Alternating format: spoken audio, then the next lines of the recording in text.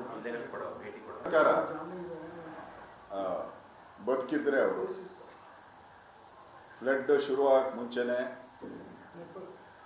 ಸಭೆ ಮಾಡಿ ಈ ಬಾರಿ ಎಲ್ಲೆಲ್ಲಿ ಫ್ಲಡ್ ಆಗ್ಬೋದು, ಫ್ಲಡ್ ಆದರೆ SDRF ಎಲ್ಲಿ ತರಿಸ್ಬೇಕು, NDRF ಟೀಮ್ ಎಲ್ಲಿ ಸ್ಥಳ ನಿಗದಿ ಮಾಡಬೇಕು ಅವ್ರಿಗೆಲ್ಲ ಅಂತ ಮೊದಲೇ ಯೋಚನೆ ಮಾಡಬೇಕಾಗಿತ್ತು.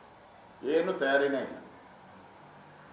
ಈಗ ಫ್ಲಡ್ ಆಗಿ ಜಾನುವಾರುಗಳು, ಜನರ ಪ್ರಾಣ ಹಾನಿ ಆಗ್ತಾ ಇದೆ, ರಸ್ತೆಗಳೆಲ್ಲ ಕೊಚ್ಕೊಂಡು ಹೊರಟೋಗಿದೆ, ಕುಡಿಯೋ ನೀರಿಗೂ ಹಾಹಾಕಾರ, ಎಲ್ಲ ಕಡೆ ತುಂಬೋಗಿದೆ, ಇದು ಹಳ್ಳಿಗಳು ಮುಳುಗೋಗ್ತಾ ಇದೆ.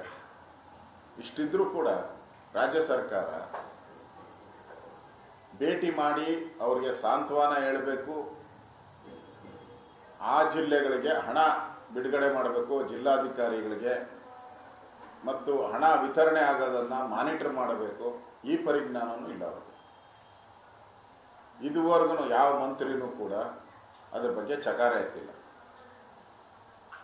ಯಾಕೆ ಅಂತ ಹೇಳಿದ್ರೆ, ರಾಜ್ಯ ಸರ್ಕಾರ ಯಾವುದೇ ಫ್ಲಡ್ ಆದಾಗ ಅದಕ್ಕೆ ಒಂದು ಘೋಷಣೆಯನ್ನು ಮಾಡಬೇಕು. ಅದು ರೂಲ್. ಅದು ಎವ್ರಿ ಫ್ಲಡ್ಗೆ ಈ ಸೀಸನ್ನಲ್ಲಿ ಆಗಿರುವಂಥ ಫ್ಲಡ್ ಅಂತ ಮೆನ್ಷನ್ ಮಾಡಿ, ನಾವು ಇಷ್ಟು ಹಣವನ್ನು ಇದಕ್ಕೆ ಬಿಡುಗಡೆ ಮಾಡಿದಿರಿ, ಮನೆ ಬಿದ್ದರೆ ಇಷ್ಟು, ರಸ್ತೆ ಹಾಳಾದರೆ ಇಷ್ಟು, ಬೆಳೆ ಹಾನಿ ಆದರೆ ಇಷ್ಟು ಹಣವನ್ನು ಕೊಡ್ತೀರಿ ಅಂತ ಒಂದು ಆರ್ಡರ್ ಇಶ್ಯೂ ಮಾಡಬೇಕು, ಗೌರ್ಮೆಂಟ್ ಆರ್ಡರ್. ಇದುವರೆಗೂ ಈ ಸರ್ಕಾರ ಆ ಗೌರ್ಮೆಂಟ್ ಆರ್ಡರ್ನ ಇಶ್ಯೂ ಮಾಡಲೇ ಇಲ್ಲ. ನಮ್ಮ ಸರ್ಕಾರ ಇದ್ದಾಗ ನಾವು ಮನೆ ಕಳ್ಕೊಂಡವ್ರಿಗೆ 5 ಲಕ್ಷ ರೂಪಾಯಿ ಪರಿಹಾರ ಕೊಟ್ಟಿದ್ರಿ.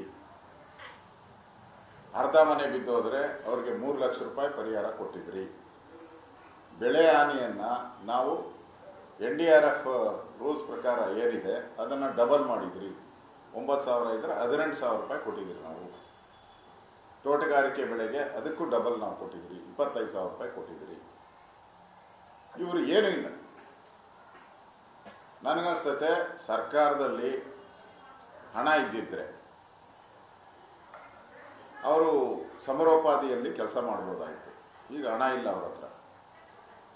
ಜನಗಳಿಗೆ ಮುಖ ತೋರಿಸ್ತಾರೆ, ಅಲ್ಲಿ ದುಡ್ಡು ಕೇಳ್ತಾರೆ, ಪರಿಹಾರ ಕೇಳ್ತಾರೆ. ಅದಕ್ಕೆ ಆ ಪರಿಹಾರ ಕೇಂದ್ರಗಳಿಗೂ ಹೋಗಿದೆ. ಇವತ್ತು ರಾಜ್ಯದ ಮಂತ್ರಿಗಳು, ಮುಖ್ಯಮಂತ್ರಿಗಳು ಒಂದು ರೀತಿ ಕಳ್ಳರ ರೀತಿ ತಪ್ಪಿಸ್ಕೊಂಡು ಓಡಾಡ್ತಾ ಇದ್ದಾರೆ. ಧೈರ್ಯ ಇದ್ದಿದ್ರೆ ಫ್ಲಡ್ ಆದಾಗೆ ಹೋಗ್ಬೇಕಾಯ್ತು. ನಾನು ಕಳೆದ 1 ತಿಂಗಳಿಂದನೇ ನಾನು ಹಾಸನ ಜಿಲ್ಲೆಯ ಪ್ರವಾಸ ಮಾಡಿದ್ದೀನಿ. ನಾನು 1 ತಿಂಗಳಿಂದನೇ ಹಾಸನ ಜಿಲ್ಲೆಯ ಪ್ರವಾಸ ಮಾಡಿ ಫ್ಲಡ್ ಎಫೆಕ್ಟೆಡ್ ಏರಿಯಾಗೆಲ್ಲ ಹೋಗಿ ಭೇಟಿ ಮಾಡಿ ಹೋಗಿದೆ. ಲ್ಯಾಂಡ್ ಸ್ಲೈಡ್ ಹೋಗಿದ್ದೀನಿ. ಅಲ್ಲಿ ಬೆಳೆ ಜೋಳ ಹಾನಿಯಾಗಿತ್ತು, ಆ ಜೋಳದ ಹೊಲಗಳಿಗೂ ಹೋಗಿದ್ದೀನಿ. ಆದರೆ ರಾಜ್ಯ ಸರ್ಕಾರ ಇದುವರೆಗೂ ಎಲ್ಲೂ ಭೇಟಿನೂ ಮಾಡಿಲ್ಲ, ಆ ಕಡೆ ಗಮನನೂ ಕೊಡ್ತಾ ಇಲ್ಲ. ಅವ್ರ ಗಮನ ಎಲ್ಲ ಈ ಜಾತಿ ಸಮೀಕ್ಷೆ ಮೇಲೆ ಹೊರಟೋಗಿದೆ ಪೂರ್ತಿ. ಅಧಿಕಾರಿಗಳಿಗೆ ಧಮಕಿ ಹಾಕೋದು, ಜಾತಿ ಸಮೀಕ್ಷೆ ಯಾಕೆ ಮಾಡಿಲ್ಲ ಅಂತ ಹೇಳೋದು, ಡೈವರ್ಟ್ ಮಾಡೋದು. ಜನರನ್ನು ಈ ಫ್ಲಡ್ಡು, ಈ ಅಭಿವೃದ್ಧಿ ಕುಂಠಿತ ಅನ್ನೋದನ್ನು ಡೈವರ್ಟ್ ಮಾಡೋಕ್ಕೋಸ್ಕರ ಈ ಜಾತಿ ಗಣತಿಯನ್ನು ಮಾಡ್ಕೊಂಡಿದ್ದಾರೆ. ಅವರಿಗೆ ರಾಜ್ಯ ಸರ್ಕಾರಕ್ಕೆ ಏನಾದರೂ ಮಾನ ಮರ್ಯಾದೆ ಇದ್ದಿದ್ರೆ ಇಷ್ಟೊತ್ತಿಗೆ ಗುಲ್ಬರ್ಗ ಅಂತೂ ಬಹಳ ಅಧ್ವಾನ ಸ್ಥಿತಿ ಹೋಗಿದೆ, ಬೀದರು ಮತ್ತು ಗುಲ್ಬರ್ಗ.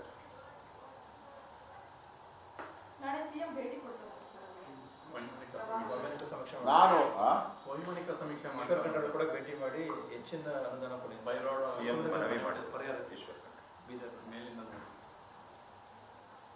ಮುಖ್ಯಮಂತ್ರಿಗಳು ಆಕಾಶದಲ್ಲಿ ನೋಡ್ತಾರೋ ಗೊತ್ತಿಲ್ಲ, ಭೂಮಿಯಲ್ಲಿ ನೋಡ್ತಾರೋ ಗೊತ್ತಿಲ್ಲ.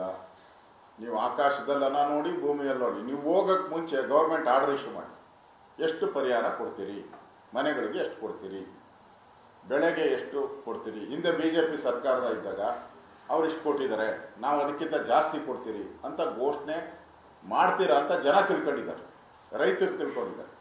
ನೀವು ಮಾಡ್ದಿರ ವೈಮಾನಿಕ ಹೋದರೂ ಅಷ್ಟೇ, ಭೂಮಿ ಮೇಲೆ ಹೋದರೂ ಏನು ಉಪಯೋಗ ಇಲ್ಲ. ಫಸ್ಟು ನೀವು ಗೌರ್ಮೆಂಟ್ ಆರ್ಡರ್, ಯಾಕಂದರೆ ಜಿಲ್ಲಾಧಿಕಾರಿಗಳೆಲ್ಲ ಕಾಯ್ತಾ ಇದ್ದಾರೆ, ಜಾತಕ ಪಕ್ಷಿಯಂತೆ ಕಾಯ್ತಾ ಇದ್ದಾರೆ 1 ತಿಂಗಳಿಂದ. ಆರ್ಡರ್, ಗೌರ್ಮೆಂಟ್ ಆರ್ಡರ್ ಬರುತ್ತೆ, ಆರ್ಡರ್ ಪ್ರಕಾರ ನಾವು ಪರಿಹಾರಗಳನ್ನು ಕೊಡಬೇಕು ಅಂತ. ಈ ಆರ್ಡ್ರೇ ಬಂದಿಲ್ಲ.